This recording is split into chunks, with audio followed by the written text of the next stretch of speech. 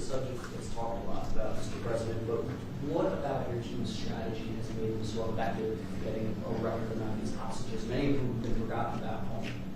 I think they respect us. I think they respect us. They know we're not going to pay.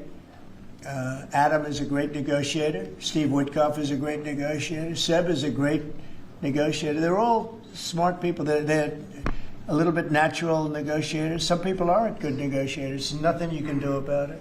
And they're afraid of you, sir. Yes. Yeah, well, maybe. I don't know. I hope so, or whatever. We have the best. I'd like to say respect, but whatever it takes. Yeah. I actually say whatever it takes. But we've got a lot of people out, and we'll continue. We don't have too many in. How many are you working on right now? There's not a lot left. We got most of our people out. We got them mostly back. Mr. President, do you have an update on the negotiations to release the rest of the hostages in Gaza? We're in very deep negotiation with Hamas. We said let them all out right now, let them all out, and much better things will happen for them. But if you don't let them all out, it's going to be a tough situation. It's going to be nasty. That's my opinion. Israel's choice, but that's my opinion. They got to let them out. You got 20 plus you have about 38 dead people, young, beautiful, dead people. And I'll tell you, the parents want them every bit as much, almost more, than as if their son or daughter were alive. But you have many dead people that are coming out as part of the deal. It's 20 people, but I think of the 20, there could be some that have recently died, is what I'm hearing. I hope that's wrong. But you have over 30 bodies in this negotiation. Can you believe? I mean, we negotiate for people that are living here. We know that at least 30 people are dead, and we're negotiating to get them out. The parents want them back so badly, as if they were alive. Every bit as much. It's really pretty amazing. It's very sad. I'm in the middle of it. And I put out the other day, I said, we want all 20. We don't want to, I was the one with myself and my people, Steve Witkoff and Jared Kushner was great on this. But they got a lot of people out. We got almost all of them out. They're down to 20. But Adam, we got like a tremendous number out. But I always said when you get down to the final 10 or 20, you're not going to get them out unless you're going to do a lot. And doing a lot means capitulation. That's no good either. It's a very tough situation. But I put out the other day, let them all out. Every single one. No more twos and ones. We'll give you one this week, and in 2 months we'll give you 2 more. And there's negotiation going on right now. Okay. And real quick, what is the biggest challenge negotiating with Hamas right now? 10 to 20, what do they want to let them free? Well, they're asking for some things that are fine. Look, you have to understand, you have to remember October 7th. People forget October 7th. It's not an easy thing to forget, right? But people forget, or they maybe purposely forget October 7th. So, you have to put that into the equation very strongly. It's amazing. Some people even deny it. They deny it. They're crazy. But I've seen tape that's as violent as anything that you can imagine. Many of you have seen those same tapes. So you have to put that into the equation too. So it's not an easy situation. It's a tough one. But there are 20 people, maybe a little less, but there are 20 people that we want out. We want the bodies of these parents. They are. I've never seen anything like it. The level of love that they have. They want their children back. And, I see demonstrations, big demonstrations in Israel about the hostages, not about the war, about the hostages, which puts Israel in a tough position because, it's tough to prosecute a war when you have people they want the 20 people back. They just want them back very badly and everything that goes with it. So it's very sad. Thank you very much. We're going to talk now about the G20. I figured we could wrap 2 or 3 up. The last time I took a day off, everybody said bad things happened to me. You know that, Seb? I took 1 day off. I didn't take it off. I was working. In fact, I was here.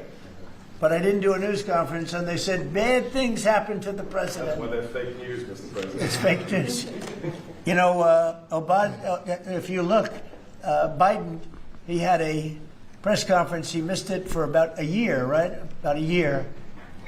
And I never saw any stories like that about him. He didn't have, and when he had one, they'd ask him, what flavor ice cream do you like? He'd say vanilla. How many times have they asked him that question? What's your favorite ice cream, sir? Vanilla. Okay, that's enough. Thank you, ladies and gentlemen. They don't have to go through this, but we all have a good time. I only do it for one reason. I think it's good for the country. And we are very transparent. There's never been transparency like we have. There's nothing to hide. So thank you very much on this, Will. Great job. Appreciate it. So we're going to talk about Florida, the great state of Florida now, because it's going to be a very exciting thing to host the G20. And as we celebrate our nation's 250th anniversary next year, the United States will have the honor of hosting exactly that, the G20 summit right here in America for the first time in nearly 20 years. This afternoon, I'm thrilled to announce that the 2026 G20 conference, which will be, I could read off the countries that we're talking about, but you know who they are, I think. Does anybody want me to list them specifically? Jennifer, you're okay? Okay, but will be held in one of our country's greatest cities, beautiful Miami, Florida, where we have the mayor with us, Mayor Suarez. And I want to thank Francis for being here. I thought he might be in this office. You know, he almost got there. It was a couple of votes. Right? A couple of votes. It's not as easy as they think, right? It's not that easy. But he's an amazing guy, very popular in Florida. The agenda for next year's summit is being organized by Treasury Secretary Scott Bessent, who is right here. Hi, Scott. I saw him standing over there, nice, tall, good-looking guy, but he moved very quickly.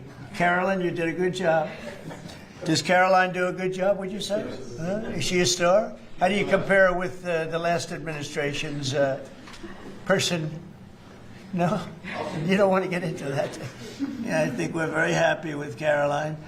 But Scott Bessent is talking about a good job. He's done a fantastic job, and we're very proud of him. He's very much involved with the G20. And the NEC director, Kevin Hassett, is truly a talented guy. And he's certainly being thought of to go to a different position, and we'll find out about that pretty soon. I don't know. Would you like to be that? I won't ask you that question. I think, who wouldn't want it? I think it's the greatest position in the world.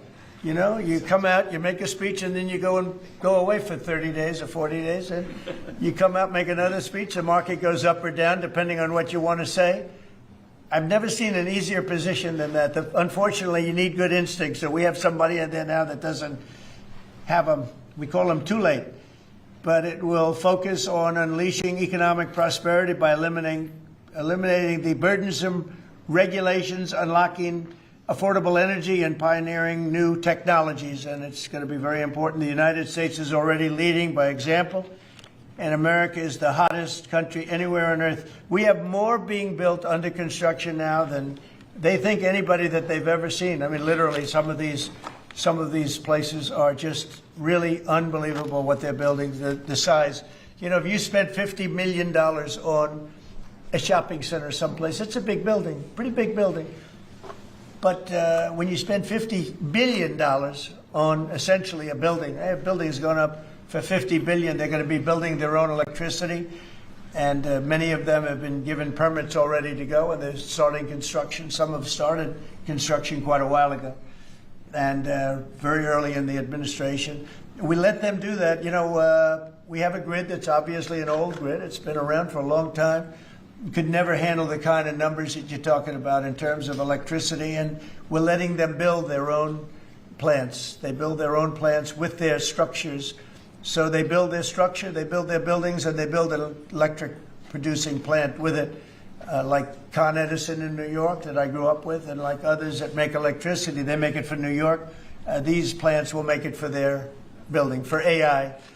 Then you have a lot of the car plants going up. Most of them won't need that kind of electricity, but they have the right to do that also. So we're allowing companies to build electric plants. They become, essentially, Scott, I guess they become utilities, right? If you think about it.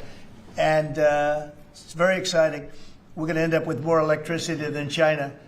and it's going to be built at no cost to us. And I'm telling them, build more than you need, and you'll sell it back into the grid. So they'll be able to sell it back into the grid on top of everything else at no cost to the American taxpayer. It's very exciting.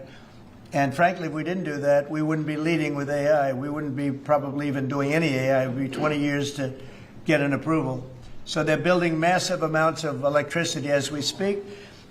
We've eliminated $5 trillion worth of federal regulations, another big thing since I took office. And if you remember the first term, we took out more regulation than any other president in history times. You could add the top 4, and they wouldn't come anywhere close to what we were. That's one of the reasons we had such the most successful 4 years of any president economically, and this is blowing it away. I think this will blow it away. When these plants start to even getting close to opening, I think you're going to see numbers that we've not seen before. And we've increased oil production by more than 300 barrels a day. That's a lot.